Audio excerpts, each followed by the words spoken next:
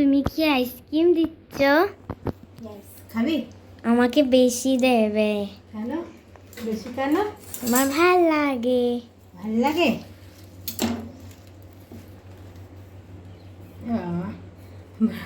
রোদে আনতে আনতেই হয়ে গেছে, গলে গেছে। দেখ, না ফ্রিজে রেখে দেবো?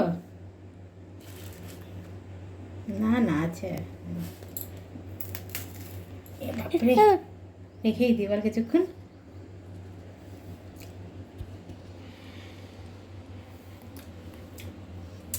রেখে দিই কিছুক্ষণ, দাঁড়া। আর আজকে বাগান থেকেই শাক তুলে নিয়ে এসেছি, কলমি শাক। এটা মানে আগের বছর লাগিয়েছিলাম, সেই বছর তো গরু খেয়ে গেছিলো বলে হয়নি। এবারে যেটুকুনি হয়েছে তাই ভাবলাম, অনেকটাই হয়েছে, অনেকটাই দেখো হয়ে গেছে। আমাদের আর কি 5 জনের ভালো মতো হয়ে যাবে। এই শাক তুলে নিয়ে এসেছি, এই শাক বানাবো। আর তো যে তোড়াই, সেই তোড়াইও গাছের 4টে, মানে আজকে 2টো তুলেছি, আগের দিনের 2টো ছিল, সেই তোড়াই কেটেছি। আজকে সব বাগানেরই বানাবো। আর এই দেখো, এই শিমও 4টে ছিল, এই শিম 4টেও ভাবছি ওই তোড়াইয়ের মধ্যে দিয়ে দেবো। আর এই কাঁচা লঙ্কা কটাও তুলে নিয়ে এসেছি, বাগান থেকে বাজার করে নিয়ে এসেছি। এই আজকে রান্না হবে কলমি শাক, আর ওই তোড়াই দিয়ে আলু দিয়ে একটু ঝোল মতো বানাবো। আর এই দেখো কত আম, কত আম, মানে মানে আমার বর অফিস থেকে, মানে পরে ওখানটার গাছ থেকে নিয়ে আসে, তাই জন্য আমার শাশুড়ি দেখো কত কিছু বানিয়েছে। আমসি, আর এই আম কেটে কেটে শুকোত দিয়েছে।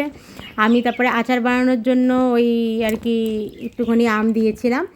আর এই যে এখান থেকেই কলমি শাক তুলেছি, দেখেছো? এখনও তাও অনেক কটা আছে, আরও কটা তুললে হতো, আর তুলে নিই। তারপর ভাবলাম সব যখন বাগান দিয়ে হচ্ছে, তাহলে পেঁয়াজটাও বাগান দিয়ে তুলে নিয়ে আসি। রসুন তো আগেই বাগানে তোলা রয়েছে, তাই জন্য যে কটা পেঁয়াজ লাগবে সে কটাই তুলে নিচ্ছি। আর আমরা না বাড়ি যাব, তাই জন্য ভাবছি পেঁয়াজগুলো সবগুলো তুলে যাব না রেখে যাব, কিছু বুঝতে পারছি না। তোমরা একটু কমেন্টে জানিয়ে তো, পেঁয়াজ যদি এরকম, এগুলো কি তোলার মতো হয়েছে, না এখনও থাকলে পরে কোনো অসুবিধা হবে না।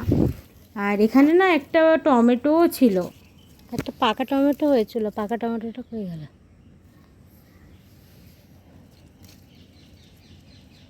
খেয়ে গেছে নাকি? একটা পাকা টমেটো ছিল তো, হনুমানে খেয়ে গেছে মানে। কী আর করা যাবে, ভাবলাম টমেটোটাও তুলবো, টমেটোটা কখন খেয়ে গেছে টের পাইনি। আর এই দেখো, এই কটাই পেঁয়াজ তুলেছি, মানে আমাদের আজকের জন্য যেটুকুনি লাগবে সেইটুকুনি। চলো আজকে তাহলে ভিডিওটা ছোট্ট একটু ভিডিও এইটুকুনিতেই রাখি।